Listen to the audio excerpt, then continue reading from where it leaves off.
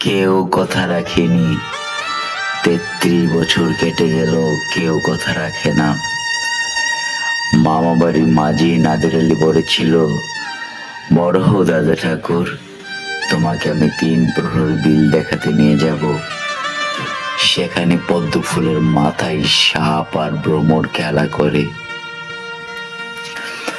আমি আর কত বড় হব নাদের আলী? আমার মাথায় ঘরের ছাদ ফুরে আকাশে স্পর্শ করলে তারপর তুমি আমায় ৩ প্রহর বিল দেখাবে। একটা রয়্যাল গুলি কিনতে পারেনি কখনো। লাঠি লজেন্স দেখিয়ে দেখিয়ে চুষেছে লস্কর বাড়ির ছেলেরা। বিখিরির মতো চৌধুরীদের গেটে দাঁড়িয়ে দেখেছি ভিতরে রাজ উৎসব।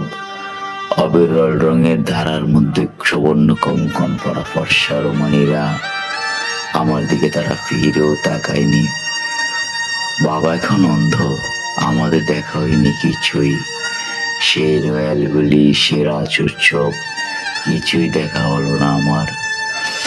বুকের মধ্যে গন্ধ মাখা রুমাল রেখে বরুণা বলেছিল, যেদিন আমায় সত্যিকারে ভালোবাসবে সেদিন আমার বুকে এরকম আতরের গন্ধ হবে।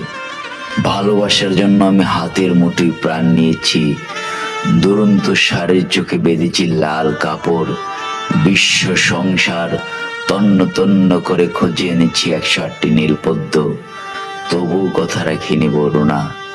তার বুকে এখন শুধুই মাংসের গন্ধ।